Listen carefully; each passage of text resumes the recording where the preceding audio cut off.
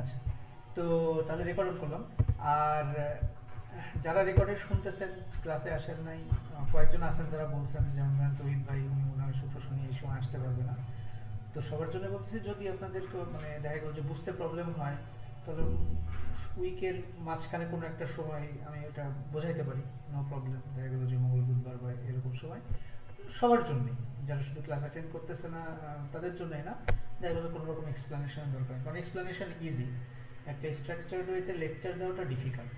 হ্যাঁ, যে আমি এটা লেকচারটা দিব, ওইটা করে ওইটা, এর জন্য আপনার ফোকাস মাইন্ড লাগে, কিন্তু একটা যেসব টপিক বললেন র্যান্ডমলি আমি এক্সপ্লেন করলাম, ওইটার জন্য অতটা ফোকাস লাগে না। তো এই জন্য আমরা করতে পারি যারা রেকর্ডে শুনি। আর সাউন্ড কোয়ালিটি আমাকে প্লিজ ফিডব্যাক দিবেন, ট্রাই মাই বেস্ট।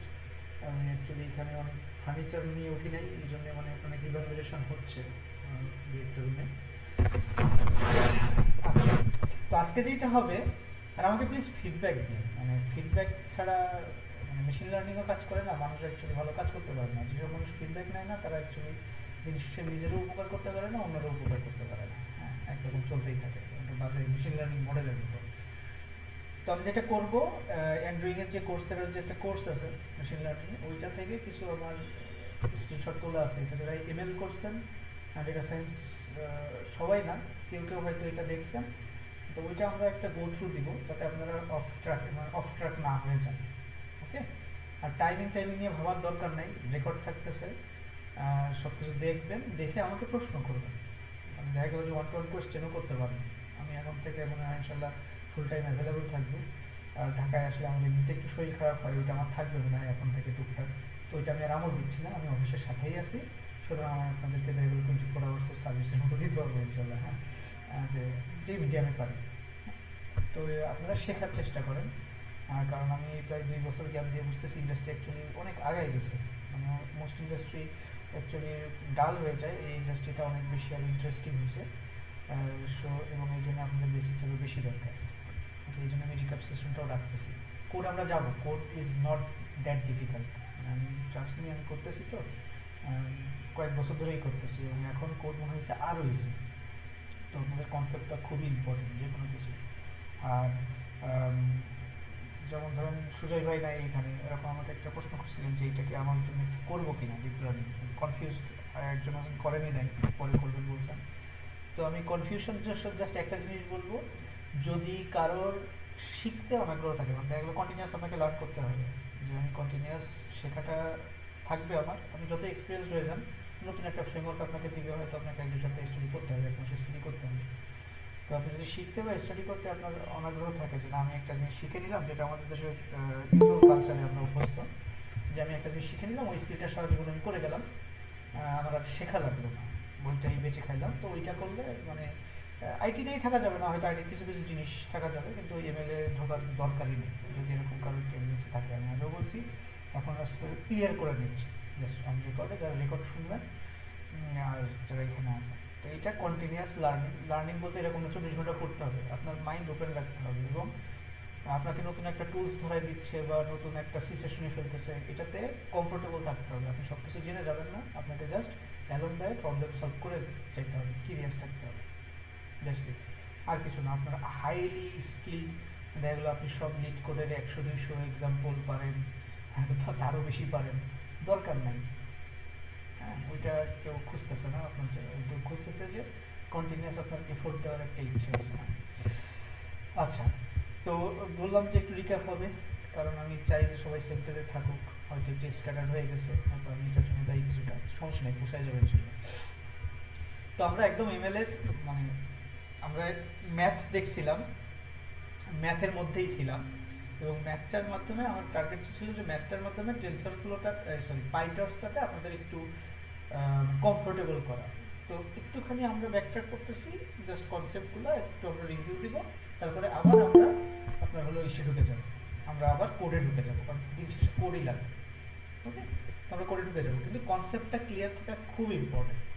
হ্যাঁ, কনসেপ্টটা ক্লিয়ার থাকা খুবই ইম্পর্টেন্ট। আমি বেনিফিট পাচ্ছি এখন যে কনসেপ্ট ক্লিয়ার থেকে, মানে বলবো না যে ওই ধরনের আছে, কিন্তু ধরেন একটা নতুন প্রজেক্টে আমাকে দিল, একজন চলে গেছে, 3 দিনের নোটিশে আমাকে দেখা গেলো যে আরেকটা প্রজেক্টে ঢুকাই দিল, কিন্তু বেসগুলো সেম, জাস্ট টুলসগুলো একটু ডিফারেন্ট, ওইটা তুলতে হয়তো কয়েক সপ্তাহ বা মাস সময় লাগতে পারে, বাট বেস সেম আছে। এটা বেস যদি না থাকতো তাহলে কয়েক মাসেও আমাকে হইতো না আমার জিনিসটা। তো তাহলে মেশিন লার্নিং ফিল্টার আমরা এর মধ্যে যা করছি একবার একটু বলি যে আমরা এর মধ্যে করছি হলো যে এআইএমএল নিয়ে কিছু ডেফিনিশন দিয়েছি। এআই ডেফিনিশন দিয়েছিলাম যে আপনার গিভেন এ বিলিফ আপনি আপনার গোল ম্যাক্সিমাইজ করার চেষ্টা করতেছেন। তারপরে আমরা হলো যে ইনপুট রিপ্রেজেন্টেশন, তারপর এটা নিয়ে কথা বলছিলাম যেটা টাইপ কম্পিউটারের মধ্যে কেন আমাদের এই যে কনভার্ট করা দরকার এই কনসেপ্টগুলো নিয়ে আলোচনা করছিলাম যে নামপাই থেকে পাইটর্চ। তারপরে আমরা ভিতরেরটা বাদ রাখছিলাম যে নিউরাল নেটওয়ার্কের ভিতরে অ্যাকচুয়ালি যে ব্যাক প্রপাগেশন যে জিনিসটা ওটা বাদ রাখছিলাম। আমরা কিছু ম্যাট্রিক্স ভেক্টর ক্যালকুলেশন হয় ওই টাইপের জিনিস দেখছিলাম। ওকে, কিন্তু কোর একটা কম্পোনেন্ট আমরা বাদ রাখছি, ওইটা আমরা এখন আমাদের বেশি জটিল করার দরকার নেই। তারপরে আমরা আউটপুটে আসলে ক্লাসিফিকেশন প্রবলেম দিয়ে শুরু করছিলাম যে একটা আউটপুটে আসলে কিভাবে হলো যে সফটম্যাক্সে কনভার্ট করে প্রবাবিলিটির দরকার হয় ওইখানে। ওকে, তো তারপরে আমরা বলছি যে ডেরিভেটিভের দরকার হয় যেটা ব্যাক প্রপাগেশনের জন্য, কিন্তু এটা আমরা ব্যাক প্রপাগেশনটা আমরা প্রুফ করে দেখাই নাই বা আমরা ওইভাবে জাস্ট কনসেপচুয়ালি শিখছি, আমরা এটা হার্ড রুলস হিসেবে শিখি নাই। তবে আমরা এটুকু জানি আমাদের ডেরিভেটিভ লাগে এবং ডেরিভেটিভটা দিয়ে অ্যাকচুয়ালি আমরা কী পারপাসে লাগে, আমরা হলো ওই লস মিনিমাইজ করতে, মিনিমাম যে পজিশনটাতে লস আছে ওইটা আপনার জানার জন্য আমাদের ডেরিভেটিভ লাগে। জিনিসটা কেমন আমরা শিখছিলাম যে আপনার ড্র করি তাহলে বুঝতে সুবিধা হবে।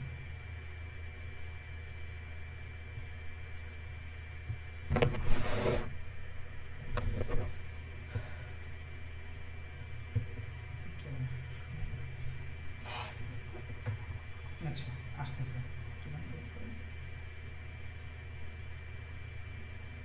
রিফাত ভাই আছে? আচ্ছা রেকর্ডে রাখতেছি, রিফাত ভাই যদি আমার সাথে কন্ট্যাক্ট করি। আচ্ছা, তো আমরা বলছিলাম যে এরকম একটা মিনিমাম পয়েন্ট খুঁজতে গেলে, কারণ এই যে পয়েন্টটা আছে মিনিমাম পয়েন্ট খুঁজতে গেলে আমাদের ডেরিভেটিভ জানা লাগে। ডিওয়াই বাই ডিএক্স ধরেন একটা ফাংশন হলো, এটা ডিওয়াই বাই ডিএক্স জিরো যেখানে, এটা জানা লাগে। তো এটা কেন ইম্পর্টেন্ট? এটা হলো আমাদের যে গ্রেডিয়েন্ট ডিসেন্ট অ্যালগরিদম এইটার জন্য ইম্পর্টেন্ট।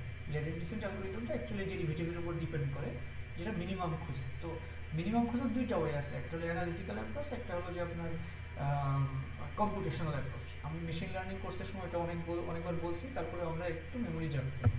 ওকে, তো আমাদের মেইন পারপাস হলো এরকম একটা লস ফাংশন নিয়ে তার হলো মিনিমাম করা, এটাই হলো সব অপটিমাইজ করা। লস ফাংশন বলতে আমরা রিগ্রেশনের একটা লস ফাংশন আমরা একটার সাথেই পরিচিত, আর ক্লাসিফিকেশন আছে, আমি ওইগুলোর মধ্যেও একদিন যাব যে অ্যাকচুয়ালি কী করতেছি ক্লাসিফিকেশনটা, মানে মেইন প্রিন্সিপাল থিওরিটিক্যাল প্রিন্সিপালগুলো আমি আরেকটু করবো। তো এখানে মনে হয় রঞ্জু ভাই মনে হয় না, রঞ্জু ভাই মনে হয় আমার বলছিলেন মনে হয় একটু হ্যান্ডস অন একটা প্রজেক্ট হলে ভালো হয়। তো ওইটার জন্য আপনাদের আমি একটা ভিডিও ডেমো দিয়েছিলাম, এটা হলো জোভিয়ানের পুরো একটা ইন্টুয়েন্ট মানে ডিপ লার্নিং মডেল ডেভেলপ করা। তো ওইটা কি কেউ দেখছেন? একটা লিঙ্ক দিয়েছিলাম আমি ঢাকায় আসার আগে আপনাদের দিয়ে আসছিলাম, কেউ দেখছেন? এনিওয়ান?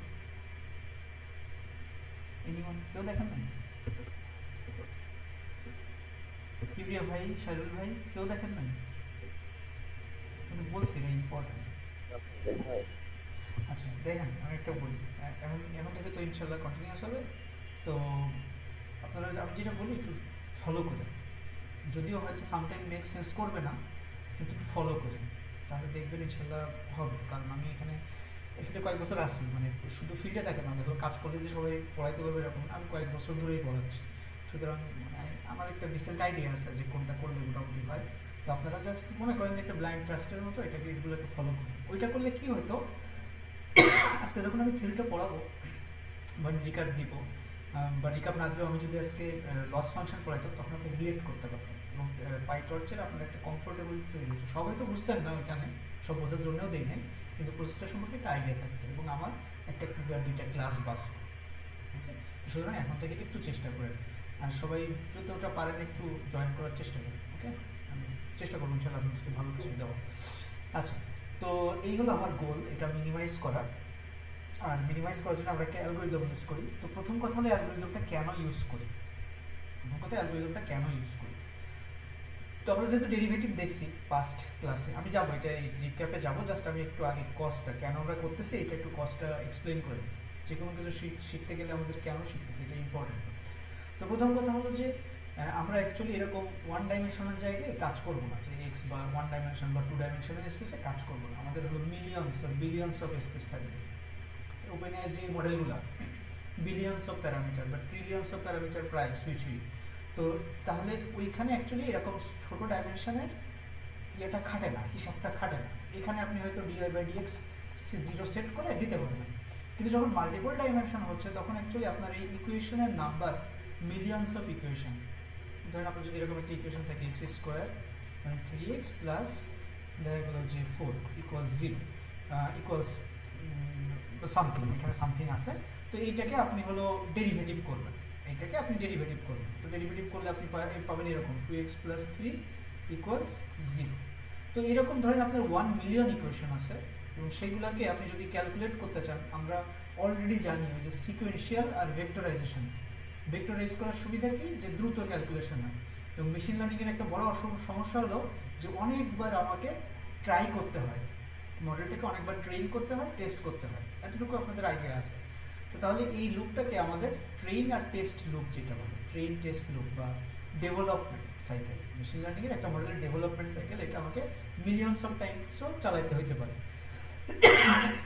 এবং তারপরে আমরা দেখছি যে ডিপ লার্নিং এর ক্ষেত্রে স্পেশালি যে নিউরন যে নন লিনিয়ার কাজগুলো করে, এই যে কাজগুলো, এগুলো আপনাকে মিলিয়নস অফ টাইম আপনাকে ক্যালকুলেট করতে হবে। ফরওয়ার্ড প্রপাগেশনের সময়, ব্যাকওয়ার্ড প্রপাগেশনের সময় আপনাকে ডেরিভেটিভ বের করতে হবে, আপডেট করতে হবে।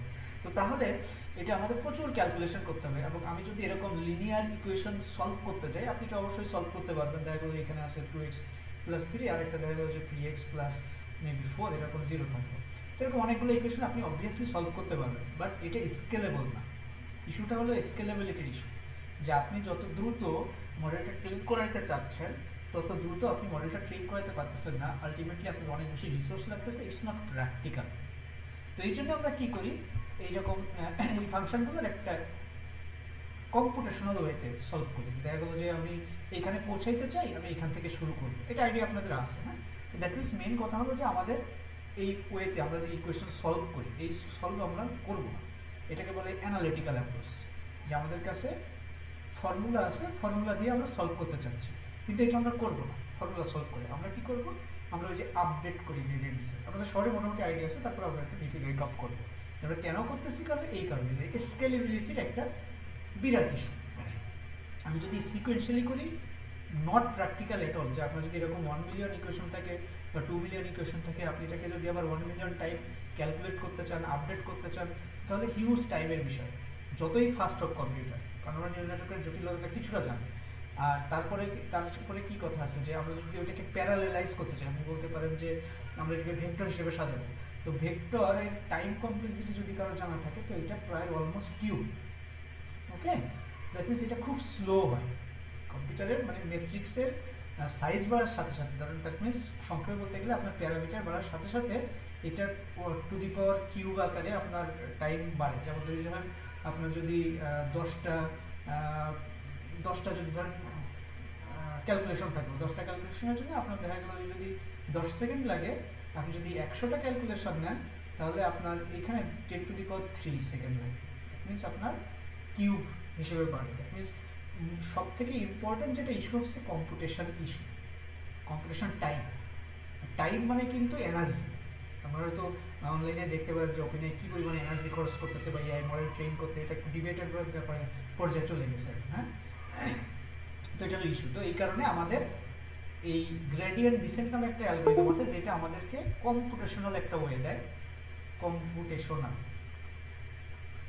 এবং এইটার একটা প্রবলেম আছে যে আমরা এক্স্যাক্ট সলিউশন পাই না। অ্যানালিটিক্যাল সলিউশনে আমরা কয়েকটা ইকুয়েশন সলভ করলে আমরা এক্স্যাক্ট মিনিমাম পয়েন্টটা পাই, কিন্তু কম্পিউটেশনালে নট গ্যারান্টিড যে আমরা এক্স্যাক্ট মিনিমামটা পাবো, বাট গুড এনাফ। ধরেন আপনার ডেরিভেটিভ আছে হলো 5a, মিনিমাম হলো 5a, x ইকুয়ালস 5a, আপনার dx হলো ধরেন 0, x ইকুয়ালস 5a। হ্যাঁ, কিন্তু আপনি হয়তো কম্পিউটেশনাল ওয়েতে পাচ্ছেন হলো x টু দি পাওয়ার 4.9। তো ইটস গুড এনাফ, হ্যাঁ, মোর দ্যান গুড এনাফ আমাদের অ্যাপ্লিকেশনগুলোর জন্য।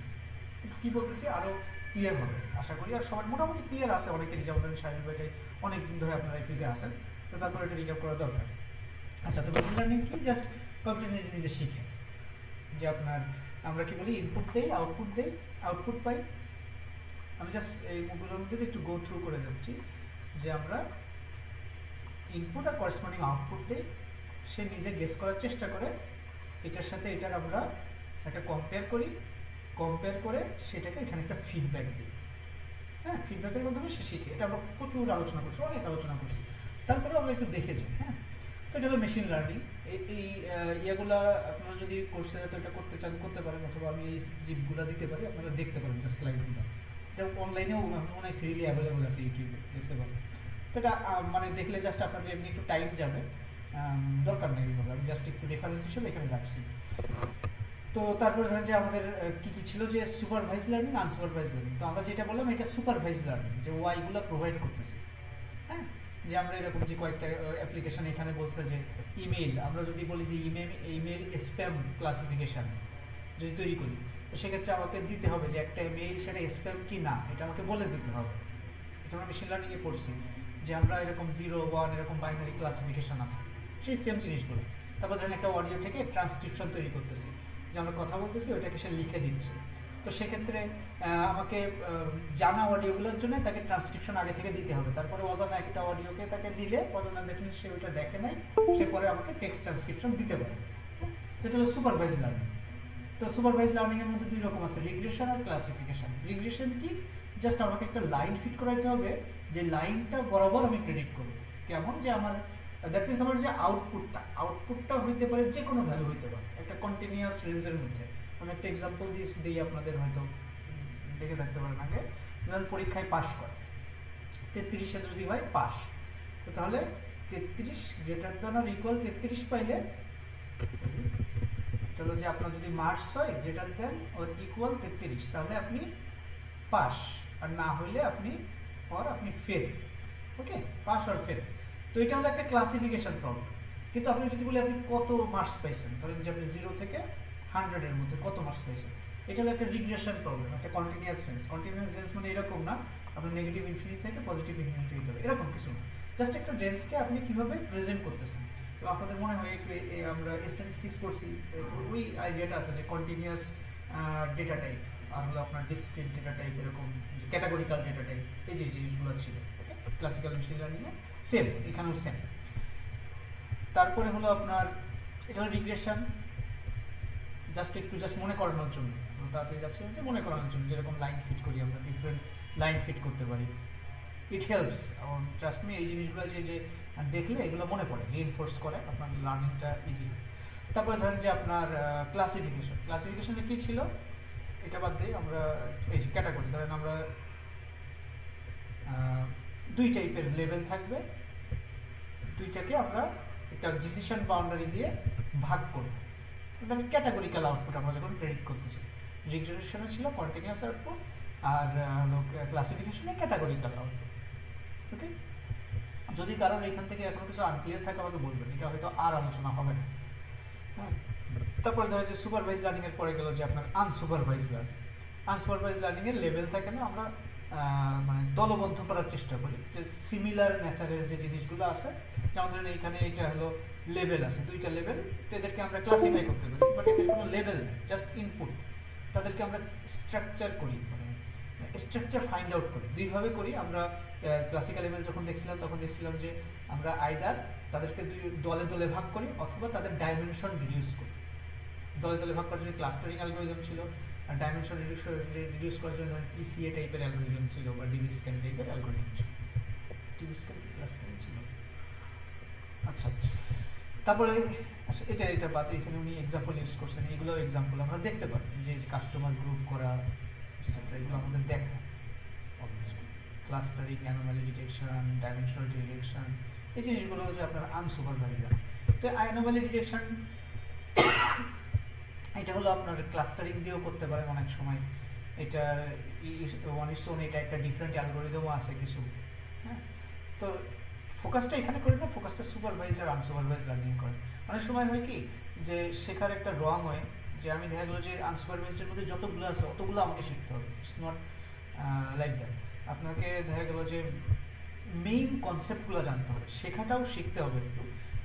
শিখতে হবে বলতে আমি জাস্ট আমি বলতে চাচ্ছি যে মানে টেকনিক্যাল, যখন আমি একটা ফিল্ড, সার্টেন ফিল্ড, ধরেন আমি এখানে একটা ফ্রেমওয়ার্ক দিলাম, ধরেন পাইটর্চ ফ্রেমওয়ার্কটা আমি শিখব। কারণ পাইটর্চ নিয়ে যদি আমি বসি, পাইটর্চের হোল ডকুমেন্টেশন, ধরেন যদি পাইটর্চ ডকুমেন্টেশন বসেন, তো লিটারালি আপনি কয়েক সপ্তাহের মধ্যে দিয়ে যাইতে পারেন। আপনি ভালোভাবে শিখতে হলে আপনার এই সবগুলো হয়তো এর যে ডক আছে এর মধ্যে দিয়ে আপনি প্র্যাকটিস করবেন, কিন্তু অ্যাকচুয়ালি আপনি এটা কীভাবে ইউজ করবেন এটা হলো সব থেকে ইম্পর্টেন্ট ম্যাটার। যে আপনি এখানে কীভাবে বলতে মানে কী পারপাসে ইউজ করবেন। ধরেন আপনার একটা হ্যামার আছে, হাতুড়ি, সেটা আপনি অ্যাকচুয়ালি কী কাজে ইউজ করবেন সেটা সব থেকে বেশি ইম্পর্টেন্ট টুলসটার থেকে। তো অনেক সময় যেটা এটা রং হয়ে, এটা মানে আমিও করছি, সত্যি কথা বলতে আমিও করছি, যার টুলসটাতে বেশি ফোকাস দিই। টুলসটাতে বেশি ফোকাস দেওয়ার দরকার নেই। এটা যদিও কিছুটা কাউন্টার ইনটিউটিভ যে আমি এই টুলসটা ইউজ করবো, অনেক সময়ের মধ্যে আসে, মোস্ট অফ দ্য টাইম আমার তো আসতো প্রথম যে আমি তাহলে এই টুলটা আমি সব থেকে ভালোভাবে শিখবো, বাইটা হচ্ছে আমার মতো কেউ পারবে না, সব সিনট্যাক্স মুখস্থ থাকবে, এটা সেটা থাকবে, প্র্যাকটিস করবো, তাহলে পরে যখন আমি ইমপ্লিমেন্ট করবো আমি তাড়াতাড়ি ইমপ্লিমেন্ট করতে পারবো। কিন্তু অ্যাকচুয়ালি আপনাকে কেউ তাড়াতাড়ি ইমপ্লিমেন্ট করতে বলতেছে না, কোড সারাদিনের টাইপিং মানে 60 ওয়ার্ডস পার মিনিট এরকম আপনাকে কেউ টাইপ করতে বলতেছে না, এরকম কিছু। হ্যাঁ, তো এটা হলো যে আপনি এটা যাতে বুঝেন, আপনার যে ডোমেইনে ইউজ করবেন, ধরেন পাইটর্চ আপনি ইউজ করবেন মেবি কম্পিউটার ভিশনে, তাহলে আপনার কম্পিউটার ভিশনের থিওরিগুলো, কনসেপ্টগুলো জানেন পাইটর্চ থেকে খুঁজে এবং পাইটর্চের কী এটা একটা ভেগ আপনার একটা আইডিয়া আছে যে পাইটর্চের মধ্যে এই ফাংশনালিটিগুলো আছে, মুখস্থ রাখার দরকার নেই, আপনি খুঁজে এগুলো ইউজ করতে পারবেন, অ্যাপ্লাই করতে পারবেন। ওকে, তো এইটা সব থেকে ইম্পর্টেন্ট। এবং এইটা যখন আপনি ধরেন পাইটর্চ এখন আসে, আপনারা হয়তো থিয়ানোর নাম শোনেন নাই বা ক্যাফের নাম শোনেন নাই, ক্যাফের উপরে মনে হয় পাইটর্চটা বিল্ড অন করা, এগুলো প্রথম দিকের আপনার হলো লাইব্রেরি ছিল। তার পাইটর্চের পরে যদি অন্য কিছু আসে আপনাকে ইউজ করতে হবে। টুলস নট দ্যাট ইম্পর্টেন্ট, আপনাকে জাস্ট অ্যাওয়ার থাকতে হবে এরকম একটা টুলস আছে। তো যখন আমরা কোডিং শুরু করি, আমি যখন স্কুলের সামনে কোডিং করাইতাম, তবে এটা বলতাম যে 80-20 প্রিন্সিপাল। 80-20 প্রিন্সিপাল, আপনি 20% জিনিস জানবেন যেটা 80% জায়গায় ইউজ হয় মোস্ট এফিসিয়েন্ট ওয়ে, এটা প্র্যাকটিক্যালি দেখা গেছে। তো যাই হোক, তো এইটাও একটু মাথার মধ্যে রাখবেন, যখনই একটা টুলস পেলেন যে আমি পড়ে একদম সব শিখে ফেলবো এরকম দরকার নেই, জাস্ট আমার যতটুকু লাগবে, যতটুকু প্রয়োজন ততটুকু। ঠিক আছে, নেক্সট আমরা দেখি যে আমরা একটু এখানে টার্গেট লিনিয়ার রিগ্রেশন শেখা না, এখানে টার্গেট হলো আমাদের কস্ট ফাংশনের বিল্ড আপটা একটু রিক্যাপ করা, কস্ট ফাংশন কীভাবে বিল্ড আপ হয়, জাস্ট একবার একটু মেমোরিটা একটু জব করে দিতে কীভাবে বিল্ড আপ হয়, সবার খেয়াল আছে কিনা। হ্যাঁ, আমাদের সবার অনেক রকম প্রবলেম থাকে, একটা পার্ট টাইম আমরা এটা করতেছি, তো প্রবলেম থাকতেই পারে যে আমরা মনে নাই। তো রিগ্রেশনে কী ছিল যে আমাদের জাস্ট অনেকগুলো ইনপুটের পরিবর্তে আউটপুট আছে, দ্যাট মিনস আমার ডাটা পয়েন্ট আছে যে সাইজের ভার্সেস এর প্রাইস, এগুলো ডেটা পয়েন্ট। তো এই ডেটা পয়েন্টগুলোর থেকে আমি এদের একটা বেস্ট ফিট লাইন দিতে চাই, দ্যাট মিনস সাইজ আর প্রাইসের মধ্যে রিলেশনশিপটাকে আমি একটা মডেল লাইনের আকারে লিনিয়ার মডেল হিসেবে নিতে চাই। এবং পরে আমি দেখা গেলো যে একটা মানে দেখা গেলো যেটা এই ডেটার মধ্যে নাই এরকম একটা সাইজের জন্য আমি প্রাইসটাকে প্রেডিক্ট করতে চাই, দ্যাটস অল। ওকে, সেটা রিগ্রেশন হোক আর ক্লাসিফিকেশন হোক, কিন্তু রিগ্রেশনের এটা কি, যেখানে আউটপুট ভেরিয়েবলের নেচারটা হলো আপনার কন্টিনিউয়াস। তো এটা আমরা কি, এটা একটা সুপারভাইজ, এটা ডিসকাস করার দরকার নাই, সুপারভাইজের মধ্যে রিগ্রেশন ক্লাসিফিকেশন। তো এটাকে আমরা কীভাবে অ্যাপ্রোচ করি, তো আমরা ট্যাবুলার আকারে যদি হিসাব করি, এটা দেখি, তো তাহলে একটা ডেটা পয়েন্টকে আমরা এরকম নাম্বারে প্রেজেন্ট করতে পারি, যেটাকে আমরা লাস্ট কয়েকটা ক্লাসে ভেক্টর হিসেবে দেখছি, যে ডেটা পয়েন্টগুলোকে অ্যাকচুয়ালি একটা ভেক্টর হিসেবে প্রেজেন্ট করা যায় যদি এখানে অনেকগুলো ফিচার থাকে। হ্যাঁ, তো এটাও কিন্তু একটা ভেক্টর, যে পুরো ডেটা পয়েন্টটা ইনপুট আর লেভেল মিলায় আমি শুধুমাত্র ফিচার দিয়েও প্রেজেন্ট করতে পারি। তো ডিপেন্ডস আপনি কীভাবে মানে দেখতেছেন ডেটাগুলোকে। যেমন এখানে আমরা ট্যাবুলার ফরম্যাটে দেখতেছি, আপনি যদি একটা ভেক্টর হিসেবে দেখেন সেটাও ঠিক আছে, এখানে আমরা ভিজুয়াল ফরম্যাটে দেখতেছি। ওকে, তো তারপরে আমরা এখান থেকে এক্স ওয়াই এগুলো রিলেশনশিপ করে আমরা একটু নোটেশন বের করছিলাম। নোটেশনটা এখন ইম্পর্টেন্ট না, এই মুহূর্তে নোটেশনটা ইম্পর্টেন্ট না, কারণ আমরা ডিপ লার্নিংয়ে আছি। ওকে, তো তারপরেও আমরা একটু বলি যে এটা হলো যে কত number example, training example I দিয়ে উপরে এক্সপোনেন্ট দিয়ে প্রকাশ করা হয়, আর ওয়াই এর ক্ষেত্রে কত নাম্বার ফিচার এটা আছে, যেমন যদি একাধিক ফিচার থাকে ওইটা এখানে ইম্পর্টেন্ট না, যে কত number training example x1 y1, প্রথম training example, that means xi y, এটা ইম্পর্টেন্ট যে x নাম্বার ইনপুটের জন্য y নাম্বার, তার y নাম্বার হলো করেসপন্ডিং তার আউটপুট। তো ক্লাসিক্যাল মেশিন লার্নিং এর সাথে ডিপ লার্নিং এর একটা এই ডিফারেন্সটা এই জায়গায় শুরু হয়, মেইনলি এই জায়গায় শুরু হয়। আচ্ছা, আমি একটু রেসপন্স নিয়ে নিই, মানে আমরা কি সেম পেজে আছি এখানে, সবাই বুঝতে পারতেছেন ঠিকঠাক আছে? নাহলে আমাকে বললেন প্লিজ, যদি খুব তাড়াতাড়ি হয়ে যায়। ঠিক আছে ভাইয়া। আচ্ছা ঠিক আছে, একটু ইয়ে নেই শেষে যে জিজ্ঞেস করলাম আপনারা বুঝতে পারবেন কিনা ঠিক নেই। আরে তহিদ ভাই আসছেন, থ্যাংক ইউ ভাই। আচ্ছা, তো তাহলে দেখেন যে ভাই আজকে একটু রিক্যাপ হচ্ছে, হ্যাঁ আমরা শুরু করলাম, আমরা মেশিন লার্নিং কনসেপ্টগুলো একটু রিক্যাপ করতেছি, তারপরে আবার আমরা করে চলে যাবো। তো তাহলে এই জায়গায় হলো ডিফারেন্স শুরু হয়ে যায় আমাদের মেশিন লার্নিং এ, ক্লাসিক্যাল মেশিন লার্নিং এর সাথে আমাদের ডিপ লার্নিং। কি ডিফারেন্স শুরু হয়ে যায় এটা আপনাদের আমি বলছিলাম, খেয়াল আছে কিনা কেউ ব্যাখ্যা করতে পারবেন? শাহরুল ভাই, এইখান থেকে ডিফারেন্স শুরু হয়, আমি বলতেছি যে এইখান থেকে ডিফারেন্স শুরু হয়, কি ডিফারেন্স শুরু হয় খেয়াল আছে? এনিওয়ান? মানে এখানে একটা ডিফারেন্স শুরু হয়, বিগ ডিফারেন্স। আসলে আরেকটু আগে তাহলে বুঝতে হবে। তো আমরা কি করলাম যে আমাদের একটা ট্রেনিং ডেটা আছে, ইনপুট আর লেভেল, সেটাকে আমরা একটা লার্নিং অ্যালগরিদমের মধ্যে দিই। ধরেন এটা ডিপ লার্নিং অ্যালগরিদম হতে পারে, ক্লাসিক্যাল মেশিন লার্নিং অ্যালগরিদমও হতে পারে। এবং তারপরে সে একটা আমাদের ফাংশন দেয় বা একটা ধরেন মডেল দেয়, যেটার মধ্যে আমি দেখা গেল যে ইনপুট দিলে, মানে একটা আনসিন ইনপুট দিলে আমি একটা আউটপুট পাবো, ফিচার প্রেডিকশন, প্রেডিক্টেড টার্গেট বা এস্টিমেটেড টার্গেট। তো অ্যাকচুয়ালি এরপরে হলো সেই অ্যাকচুয়াল ডিফারেন্সটা, আমি একটু আগে বলছিলাম, এখন হলো সেই অ্যাকচুয়াল ডিফারেন্সটা ক্লাসিক্যাল মেশিন লার্নিং এর সাথে ডিপ লার্নিং এর ডিফারেন্স। এখন আসতেছে মনের মধ্যে হাউ টু রিপ্রেজেন্ট। জি ভাইয়া, এখানে হচ্ছে আমরা ব্যাক প্রপাগেশনটা ইউজ করতে পারি, মানে না না না, পার্ট ওইটা না হচ্ছে ওইটা না আর ওইটা না ইয়ে। ওইটা না, আমি বলতেছি ক্লাসিক্যাল মেশিন লার্নিং এর সাথে ডিপ লার্নিং এর এইখানে ডিফারেন্স, এইখানটাতেই শুধু। এই যে আমরা বলতেছি যে হাউ টু রিপ্রেজেন্ট এফ, এই যে আপনি মডেলটা কি কিভাবে, অ্যাক্টিভেশন ফাংশনের কথা বলছেন? না অ্যাকচুয়ালি না, আমি বলতেছি তাহলে একটু ইয়ে করে, আমরা এটা ডিসকাস করছিলাম মনে হয় একটু তাড়াতাড়ি হয়ে গেছিল, বেশ আগে হয়েছে। তো ধরেন আপনার কাছে এরকম কয়েকটা ইয়ে আছে, এরকম একটা ক্লাসিফিকেশন প্রবলেম আছে। আপনি যদি ক্লাসিক্যাল মেশিন লার্নিং দিয়ে করতে চান সলভটা, তাহলে আপনাকে এই ডেটা সম্পর্কে একটা আইডিয়া থাকা লাগবে যে এখানে বেস্ট সেপারেটর কি। বেস্ট সেপারেটর একটা সার্কুলার টাইপের কিছু, তাই না? সার্কেল শেপের কিছু। এইটা আপনাকে ওই এফটাকে রিপ্রেজেন্ট করতে হবে, যে ধরেন X W one X one square, তারপরে W two X two square. কিন্তু ডিপ লার্নিং এর যেটা মেইন ইয়ে হলো যে আপনাকে এইটা সম্পর্কে কোনো জানাই লাগে না।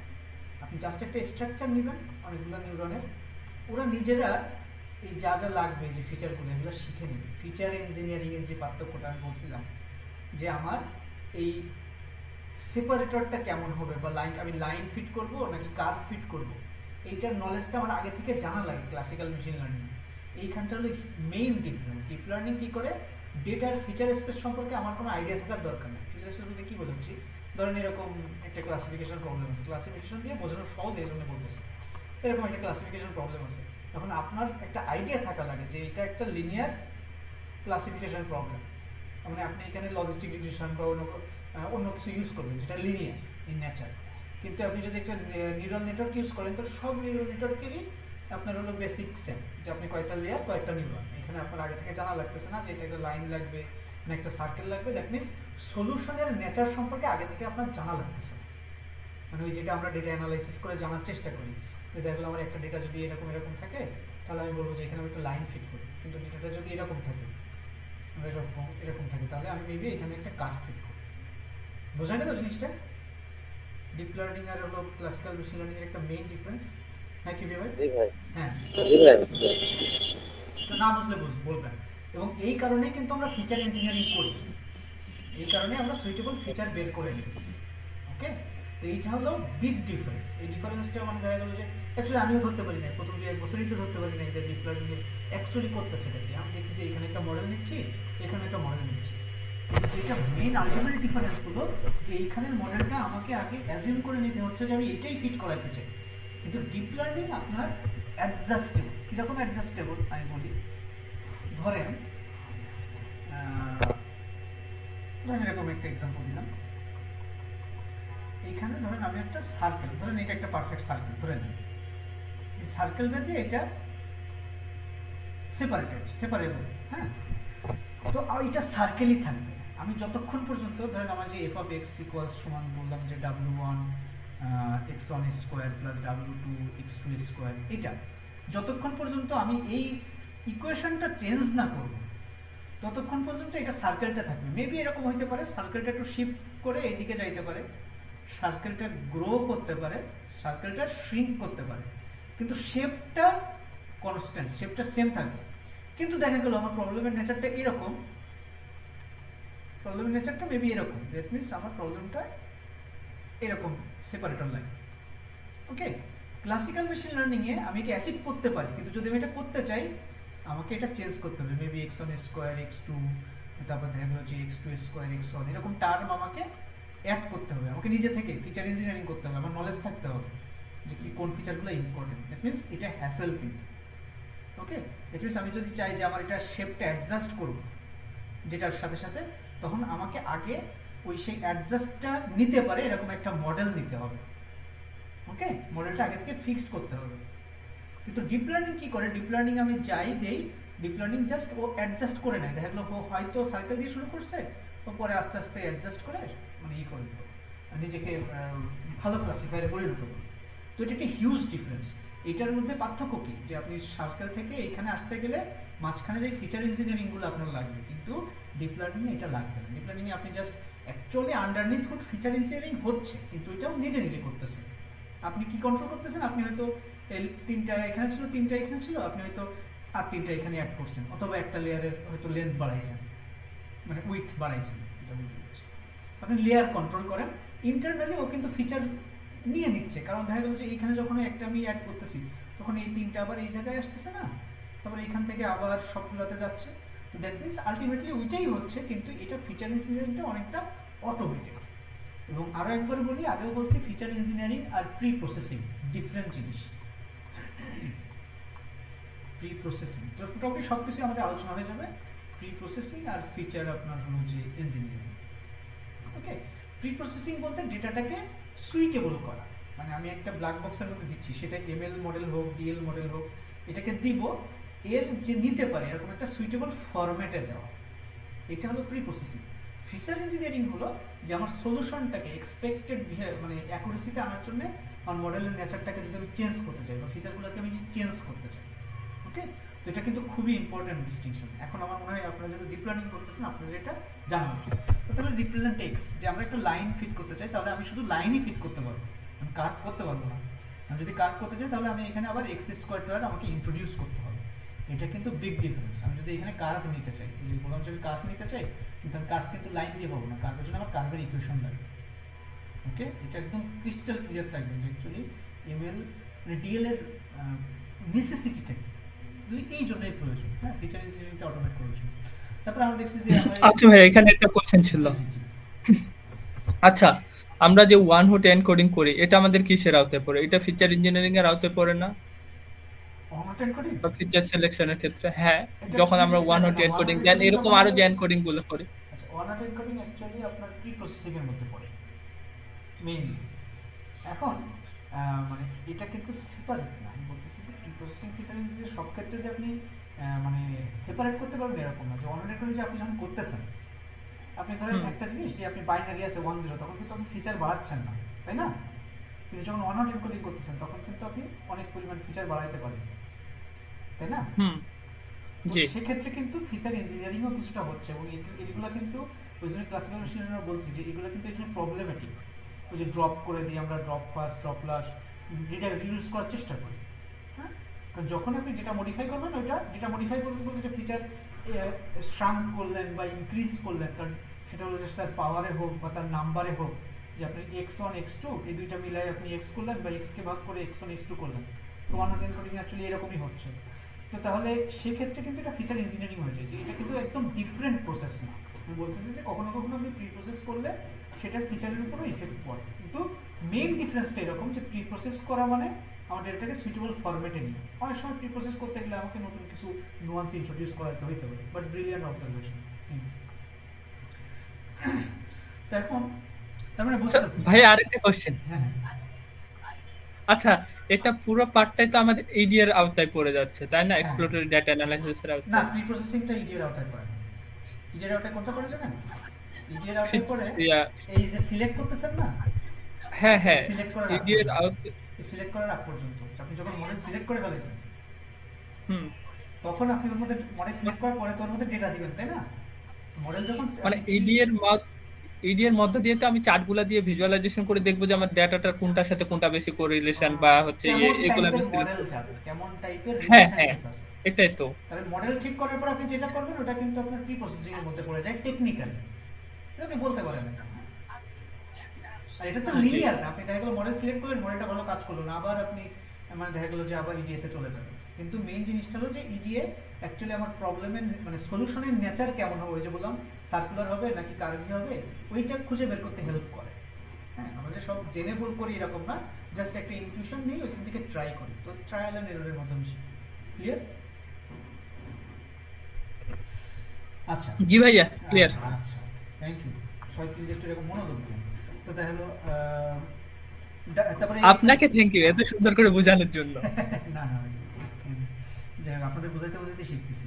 যাই হোক, তো এখানে দেখেন যে ডাব্লিউ বি এই জিনিসগুলো হলো কি করে, যে ঢাল মানে ওরিয়েন্টেশন, লাইনের ওরিয়েন্টেশন, লাইনটা কোথায় দিয়ে যাবে, এটা অনেকবার বলছে যে লাইনটা অ্যাকচুয়ালি বা কার্ভটা বা যেটাই বলেন, যে ওই যে প্যারামিটার ওয়েট যেটা থাকে ডাব্লিউ এর সাথে, মানে এক্স টেক্সের সাথে যে ওয়েটটা থাকে, এক্স টেক্সের সাথে যে ওয়েটগুলো থাকে, মানে এক্স ওয়ান এক্স টু এই সব জিনিসগুলোর সাথে যে ওয়েটগুলো থাকে, এইগুলোর কাজ হলো যে ঢাল মানে ওটা কতটা বাড়বে। ঢাল বলা তো অ্যাকচুয়ালি ভুল, এই স্টেজে এসে এখন আপনার ডিসটিংগুইশ করা উচিত যে ধরেন দুইটা ডেটা পয়েন্ট আছে, x one y one, x two y two.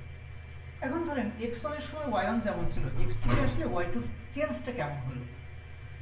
আপনাদের যদি খেয়াল থেকে আমরা আউটলাইন পড়ানোর সময় বলছিলাম, একটু কমপ্লেক্স হয়ে যাচ্ছে, তারপরে যদি এমএল এর লেকচার দেখা লাগে তাও দেখে নিন, যে এখানে আমরা যখন রেগুলারাইজেশন করাই বা ওভারফিটিং করাই, ওভারফিটিং আমি অনেক কনসেপ্ট এখানে আসতেছে, কিন্তু এটা এখন আমাদের রিলেট করতে পারা উচিত, যারা এমএল যারা দেখে আসছেন, যে ওভারফিটিং যখন আমরা ওভারফিটিং দূর করার জন্য রেগুলারাইজ করি, তখন অ্যাকচুয়ালি আমরা কি করি, যে একটা ডেটা পয়েন্ট থেকে আরেকটা ডেটা পয়েন্টে যখন যাই, তার চেঞ্জের জন্য ওয়াই আর ওয়াই মানে এইটা যেন বেশি চেঞ্জ না হয়, এটার জন্য বেশি চেঞ্জ না হয়। যেমন এরকম হইতে পারে যে একটা ডেটা পয়েন্টে 10-এর জন্য 100 আছে, আর দেখা গেল যে তো আরেকটা আছে 11-এর জন্য দেখা গেল 200 আছে, এখানে অনেক চেঞ্জ আছে, এটা দেখা গেল আরবিট্রারি নয়েজ হইতে পারে, এখানে হয়তো নয়েজ অ্যাড হয়ে গেছে এই ডেটা পয়েন্ট থেকে। কিন্তু আমার রিলেশনশিপ যেটা এক্স আর ওয়াই এর মধ্যে যে রিলেশনশিপটা আসবে, ওইখানে যেন এটা কম রিফ্লেক্ট হয়। অ্যাকচুয়ালি ওভারফিটিং যখন এরকম হয়, এরকম যখন হয়, তখন অ্যাকচুয়ালি এরকমই হয় যে এক্স এর জন্য একটা ভ্যালুর জন্য একটা ওয়াই আছে, হুট করে দেখা গেলো যে আরেকটা মানে পরের ভ্যালুটার জন্য ওয়াই দেখা গেলো অনেক বেড়ে গেছে। এগুলো ন্যাচারাল ভেরিয়েশনের জন্য বা নয়েজের জন্য হইতে পারে, আমি যখন এম্পিরিক্যালি ডেটা কালেক্ট করি। কিন্তু আমার রিলেশনশিপটা তো এটা অ্যাকচুয়াল না, এক্স আর ওয়াই এর মধ্যে দেখা গেলো একটা লিনিয়ার রিলেশনশিপ আছে সামহাউ, তো সামহাউ। তো সেই জন্যে আমরা কি করি, আমরা এই রেগুলারাইজ করি, এবং রেগুলারাইজ করার সময় আমরা এই চেঞ্জটা, এইটা কিন্তু সেই ঢাল, যে এক্স বাড়ার সাথে সাথে ওয়াই কি পরিমাণ বাড়তেছে এক্স চেঞ্জের সাথে সাথে। হ্যাঁ, তো এইটাকে আমরা কন্ট্রোল করার চেষ্টা করি। দ্যাট মিনস এক্স এর সাথে বা যে কোনো একটা ইনপুটের ফিচারের সাথে যে ডাব্লুগুলো এগুলো থাকে, এগুলো অ্যাকচুয়ালি তার sensitivity, that means a change হইলে আউটপুটের উপর তার কত ইফেক্ট পড়বে ওইটাকে সে কন্ট্রোল করে। ততদিন আমরা ঢাল বলে আসছি ইউজুয়াল সেন্সে, যে রাইজ ওভার রান, যে এক্স বরাবর গেলে ওয়াই বরাবর কতটুকু যাবে, এটা হলো জাস্ট ঢাল, ঢালের ডেফিনিশন। কিন্তু ঢালটা আমার ঢাল কিন্তু ইউনিভার্সালি সেম ডেফিনিশন, যে মেকানিক্যাল পড়তেছে যে ইলেকট্রিক্যাল পড়তেছে তাদের সবার কাছে ঢাল একই। কিন্তু আমি যখন ডেটা সায়েন্সের পার্সপেক্টিভ থেকে পড়তেছি, মেশিন লার্নিং এর পার্সপেক্টিভ থেকে, তখন আমি বলবো যে অ্যাকচুয়ালি সেন্সিটিভনেসটা, যে ডেটা ইউজুয়ালি রিলেশনশিপটাতে কি হয়, যে অনেক বেশি এরকম টার্বুলেন্স থাকে না, থাকলে সেটা রিলেশনশিপ না। ইউজুয়াল রিয়েল ওয়ার্ল্ডে যদি থাকি, যে একদিন ধরেন মুড সুইং এর বিষয় থাকে, বলি জাস্ট যাদের আমাদের যারা বিয়ে হয়ে গেছে, আমাদের কথা বাদ, দেখা গেলো যারা প্রেম করতেছে, যে দেখা গেলো যে কোনোদিন আমার গার্লফ্রেন্ড আর বয়ফ্রেন্ড, কোনোদিন দেখা গেলো যে মুড এরকম থাকে, উল্টা হয়ে গেল, সরি, বয়ফ্রেন্ড আর গার্লফ্রেন্ড, কার বেশি মুড সুইং এ, ধরেন গার্লফ্রেন্ড, তো দেখা গেলো সে একই কাজ করতেছে, হুট করে একদিন তার এটা ভালো লাগছে, কোনদিন এটা ভালো লাগছে, লাগে না এটা ভালো লাগছে, তো অনেক বেশি সুইং করলে রিলেশনশিপটা স্টেবল হয় না। তো রিলেশনশিপটা স্টেবল করতে গেলে আমাকে এই যে সেন্সিটিভ জিনিসগুলো এগুলো একটু দূর করতে হবে, এটা হলো আমার রেগুলারাইজ করা। তো দ্যাট মিনস ডাব্লুগুলোকে আমাকে এমন চুজ করতে হবে যাতে ইনপুটের ইফেক্টটা, দ্যাট মিনস এই বয়ফ্রেন্ডের জানতে না তেনা হয়ে যাবে তখন, যে অনেক বেশি অ্যাডজাস্ট করতে হবে যে তাকে হ্যাপি রাখার জন্য, রিলেশনশিপটাকে স্টেবল রাখার জন্য।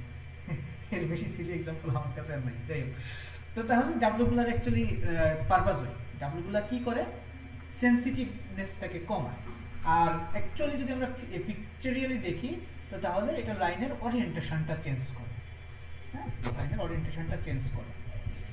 তো তাহলে এরপরে কি করতেছি যে এইখান থেকে আমরা একটা সেই কস্ট বের করার চেষ্টা করি। এটা অ্যাকচুয়ালি রিগ্রেশনের কস্ট, কিন্তু কনসেপ্টটা সেম, রিগ্রেশন দিয়ে বোঝা ইজি। তো এই জন্য আমরা বোঝার চেষ্টা করি যে আমার এইখানে যদি এরকম কিছু ডেটা পয়েন্ট থাকে, আপনারা ভিজুয়ালাইজেশনে দেখেন যে আমার ডেটা পয়েন্ট আছে, ধরুন এক্স আই ওয়াই আই। তো এটার জন্য একটা হলো প্রেডিক্টেড আছে, এটা না বুঝতে পারলে আমাকে প্লিজ বলবেন, এগুলো আগে দেখা, এই জন্য আমি তাড়াতাড়ি যাচ্ছি।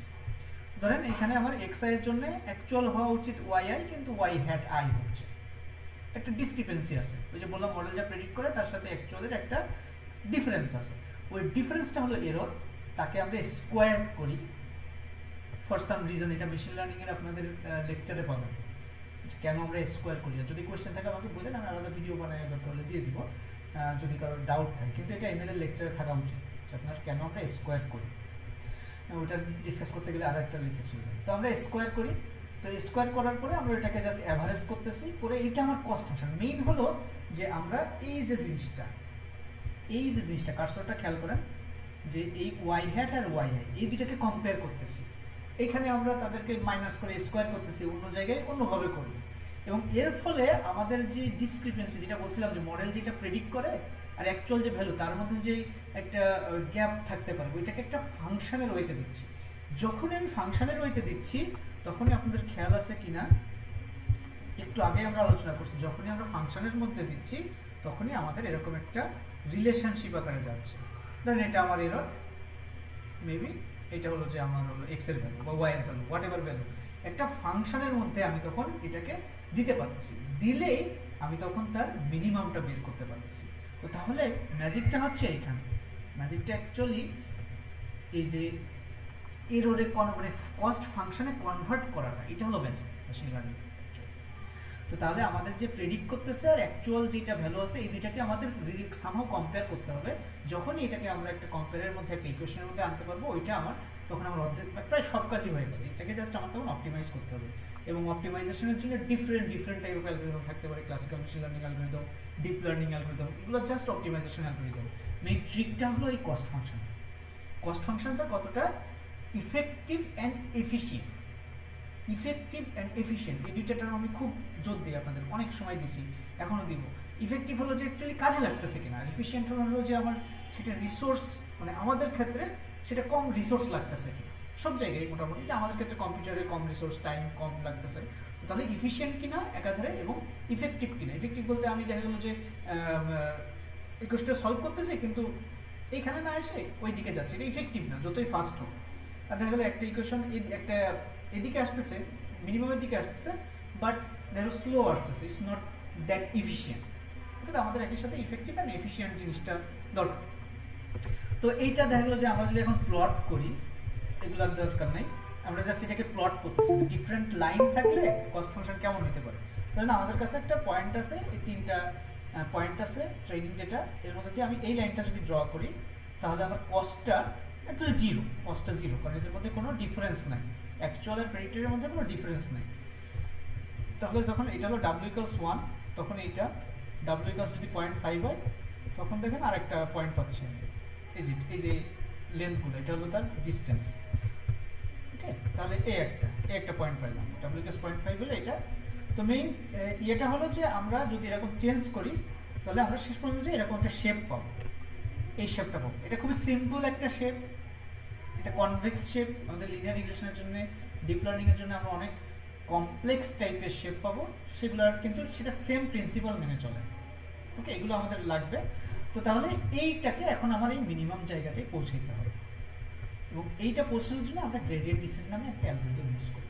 তো এইটার মধ্যে আমি আর বেশি যাচ্ছি না, আমরা এবার গ্রেডিয়েন্ট ডিসেন্টের মধ্যে যাব। হ্যাঁ, তো এখন অ্যাকচুয়ালি কি হয় যে আমরা গ্রেডিয়েন্ট ডিসেন্টে কি করি, এখানে একটা গ্লিম্পস দেওয়া আছে যে আমরা একটা আরবিট্রারি একটা লাইন নিয়ে শুরু করি, একটা গেস লাইন নিয়ে শুরু করি, আর তারপরে আমরা এটাকে সরাই দেখার চেষ্টা করি। ধরেন এটা যদি আপনার সেই লাইনটা, তাহলে আপনি এখান থেকে আস্তে আস্তে এখানে ইয়ে করেন। তো এটা আমরা যাচ্ছি না এর মধ্যে, এটা আগে প্রচুর কয়েকবার করা হয়েছে আমাদের মনে হয়। তো মেইন এবার আমরা গ্রেডিয়েন্ট ডিসেন্ট অ্যালগরিদমটাতে যাব। আচ্ছা, তার আগে আরেকটা প্রশ্ন করে নিই তাহলে, যে এই পর্যন্ত কারোর কোনো কোয়েশ্চেন আছে কিনা, অ্যাকচুয়ালি এনি কোয়েশ্চেন এই পর্যন্ত? সবাই সেম পেজে আছি আমরা? আচ্ছা, তাহলে একটুখানি একটু ব্রেক দিই। স্যার বলেন, হ্যাঁ প্রশ্ন থাকলে বলেন। না মানে এই যে আপনি জিজ্ঞেস করলেন সবাই আচ্ছা, সেম আচ্ছা, পেজে আছে আচ্ছা। কিনা সেটা এটা comment রেসপন্স করবেন, করার ঠিক আছে। জন্য। আচ্ছা ঠিক আছে। তো তাহলে আপনারা যেহেতু এমন করছেন তাহলে একটু পরে আমরা আবার শুরু করি। 2-5 মিনিট পরে আমি আবার এখানে লিংক দিচ্ছি। Okay? Thank you so much. আচ্ছা ঠিক আছে তাহলে।